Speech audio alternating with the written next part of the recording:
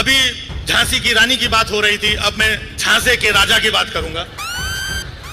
हमें तो सरसों के तेल ने लूटा, पेट्रोल में कहां दम था, और मेरा पकोड़ा भी कढ़ाई में नहीं डूबा क्योंकि उसमें भी तेल कम था। स्वच्छ भारत अभियान देखिए, चश्मा गांधी जी का, झाड़ू किसी और की, कचरा किसी और का फैलाया हुआ, और अभियान ये चला रहे हैं। मैंने पूछा इसमें आपका क्या है? बोले झाड़ू के पीछे जो एक छोटा डंडा लगा है वो मेरा है। आप करोड़ों की, दुकान पकौड़ों की, और संगत भगोड़ों की। और जब भी कहीं कोई ये बात अगर कर देता है कि भाई पढ़े लिखे लोगों को वोट दो, अनपढ़ों को मत दो, तो पता नहीं ये बात मोदी जी अपने ऊपर क्यों ले लेते हैं कि मैं पहले चाय बेचा करता था। बोले वो ठीक, इतना चिल्ला क्यों रहा है?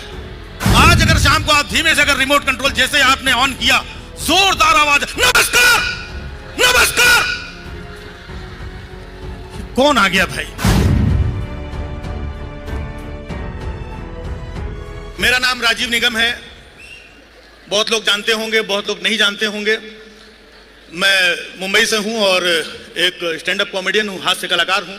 बहुत सारे टीवी शोज किए हैं, और इसके बाद आजकल बहुत कम कलाकार ऐसे रह गए हैं जो सामाजिक मुद्दों पे, देश के हालात पे भी कुछ हास्य व्यंग्य कर सके, क्योंकि उनका मुंह बंद कर दिया गया है, या खौफ के साए में रहते हैं, डरे रहते हैं कि अगर हम ऐसा बोलेंगे तो ऐसा ना हो जाए, ऐसा बोलेंगे तो ऐसा ना हो जाए, ये काम ना बंद हो जाए, उधर ना कोई भेज दे।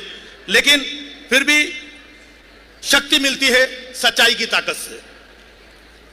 जब मैं भारत जोड़ो यात्रा में शामिल हुआ तो अपनी एनर्जी को बढ़ाने के लिए आया था, और वहां पर जो मैंने जज्बा देखा, जोश देखा, तो मैं अपने काम को और दुगनी शक्ति से मैंने करना शुरू किया। हंसी मजाक के माध्यम से मैं अपनी बात रखता हूं। हमारे आदरणीय फेकम फाक, झूठों के सरताज, 18 घंटे सिर्फ ये प्लानिंग करने वाले कि कल कहां तोड़फोड़ की जाए, किसका निपटाया जाए। 18 घंटे जो काम करते हैं उसमें से 9 घंटे वो ये प्लान करते हैं कि कल कौन सा झूठ बोलना है, और 9 घंटे बाकी का झूठ बोलने में जाता है। अभी झांसी की रानी की बात हो रही थी, अब मैं झांसे के राजा की बात करूंगा। बड़ी बड़ी बातें, इतना कंफ्यूजन, इतना झूठ क्रिएट कर दिया गया है, पूरा झूठ का इतना बड़ा गुब्बारा बना दिया गया, और रोज सुबह शाम झूठ, टीवी पे झूठ, न्यूज चैनल्स पे झूठ, और आपके व्हाट्सएप पे झूठ। मतलब कई बार तो अपने को भी शक हो जाता है, अच्छा ये काम हुआ है, बाद में पता चलता है ये भी झूठ था। विदेश चले जाते हैं, इतने साल से घूम ही रहे हैं, कभी ये देश में कभी वो देश में, और बाकी के लोग न्यूज चैनल में अरे बड़ा डंका बजा रहे हैं, डंका बज रहा है, डंका बज रहा है। हकीकत में क्या होता है वो अपने को पता है। तो एक किस्सा सुना रहा हूं, आप लोगों के साथ शेयर कर रहा हूं, गौर कीजिएगा। हमेशा घूमने के लिए मोदी जी इधर ये देश में वो देश में किसी किसी देश में जाया करते हैं।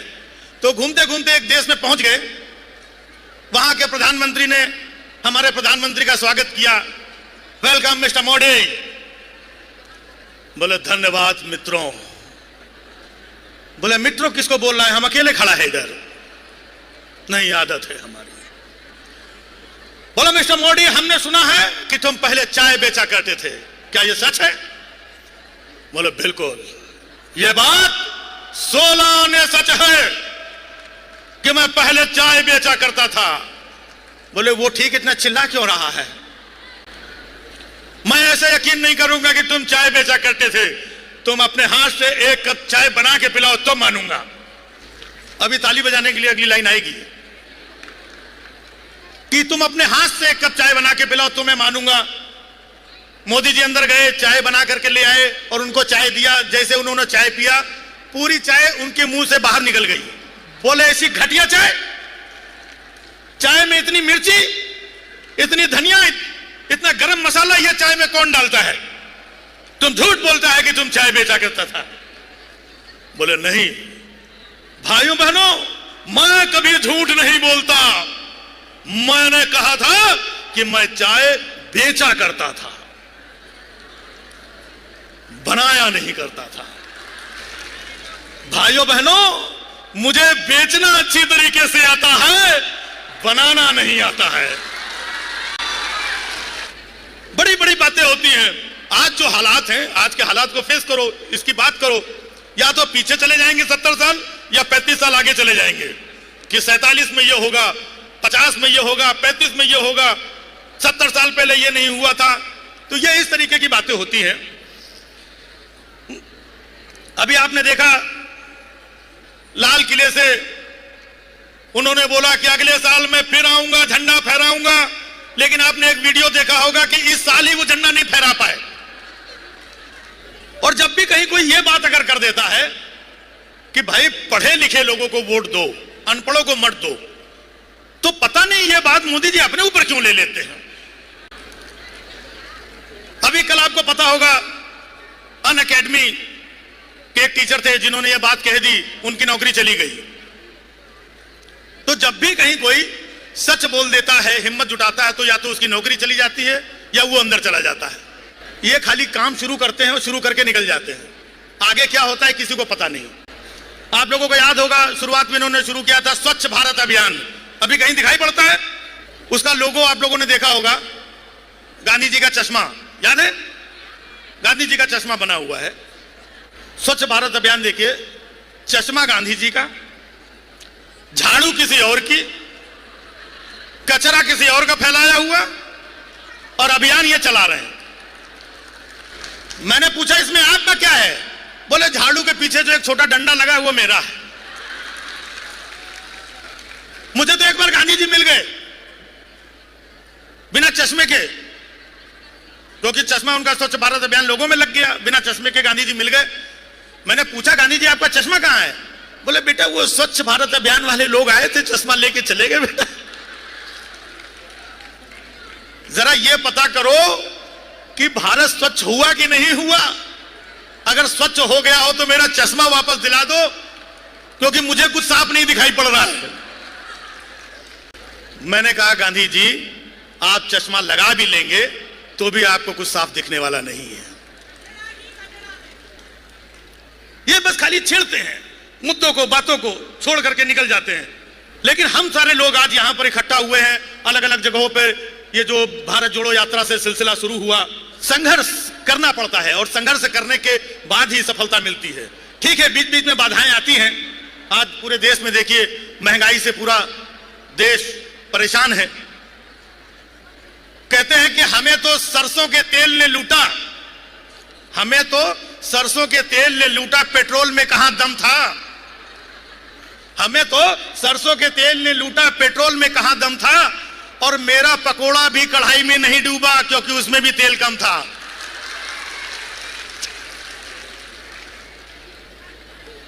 तो ये लोगों का मामला ऐसा ही है, बात करोड़ों की, दुकान पकौड़ों की और संगत भगोड़ों की।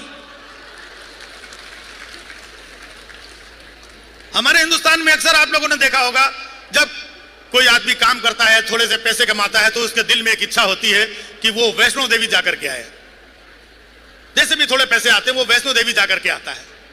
जिसके पास थोड़ा सा ज्यादा पैसा होता है वो गोवा जाकर के आता है। जिसके पास उससे ज्यादा पैसा आता है वो बैंकॉक जाके आता है। और जिसके पास उससे ज्यादा पैसा होता है वो लंदन जाके आता नहीं है। निकल लो वहीं से, ये माहौल बनाया जाता है। बाकी हमारे अक्सर मैं टीवी देखा करता हूं, सब लोग बैठे हुए हैं। मीडिया ने इतना जो झूठ, फरेब, चिल्लम चाली, इतना नफरत का माहौल बना रखा है। सबसे ज्यादा दिक्कत तो इस मीडिया से ही है। क्या क्या बोलते हैं ये लोग, कब क्या बोलते हैं कुछ समझ में नहीं आता। 24 घंटे के चैनल है, कुछ ना कुछ बोलते रहते हैं, झूठ फैलाते रहते हैं। जब भी आप लोग टीवी चैनल शाम को देखें तो एंकर्स भी जो आजकल के हैं वो एंकर लगते ही नहीं है। दौर में फर्क देखिए, एक दौर था कितने शालीन एंकर हुआ करते थे। शाम को 8 बजे आप टीवी खोलते थे और एंकर बड़ी शालीनता से आकर के कहता था, नमस्कार, शाम के 8 बज चुके हैं, पेश है इस वक्त की खास खबरें। आज हमारे प्रधानमंत्री 3 दिवसीय विदेश यात्रा के लिए विदेश रवाना हुए। अब पेश है मौसम के समाचार। इतनी शालीनता से बोलते थे। आज अगर शाम को आप धीमे से अगर रिमोट कंट्रोल जैसे आपने ऑन किया, जोरदार आवाज, नमस्कार। कौन आ गया भाई? आप देख रहे हैं हिंदुस्तान का नंबर 1 चैनल, आप जिस चैनल पे जाओ वही नंबर 1 नजर आता है। और इन एंकर्स को देखिए, इतना चिल्लाते हैं, इतना चिल्लाते, समझ में नहीं आता ये एंकर है, दरोगा है, किसी स्कूल का वार्डन है, जेलर है, यह है क्या। और कई बार आप लोग तो सर संजय जी, आप लोग जाते रहते हैं डिबेट में, उकसाते हैं, आपस में झगड़ा कराने की कोशिश करते हैं कि कैसे भी करके, और छोटे छोटे मुद्दों पे। नमस्कार, आज का सबसे बड़ा मुद्दा है कि जिस तरीके से देश में नेताओं की बदजुबानी बढ़ती जा रही है, इसी में आज होगी सबसे बड़ी बहस। सबसे बड़ी बहस हमारे साथ में ये मौजूद, ये मौजूद, ये मौजूद। आप ये बताइए कि ये जो आजकल नेताओं की बदजुबानी बढ़ती जा रही है, देखिए मेरा ये नहीं कहना नहीं, आप बताइए। नहीं देखिए, मैं बताना नहीं, सुनाइए आप। नहीं, ये जो नेताओं की बदजुबानी बढ़ रही है, नहीं वो तो मुझे पता है, आप अपनी बात बताइए, बताइए आप। देखिए मैं नहीं, आप हाँ ये बताइए मनीष, ये जो कुत्ता मरा है, ये जो कुत्ता एक्सपायर हुआ है, जो कुत्ते की मौत हुई है, जो कुत्ता मर चुका है, जो कुत्ता इस दुनिया में नहीं रहा है, जो कुत्ता हमेशा के लिए फना हो चुका है, जो कुत्ता हमें छोड़ के जा चुका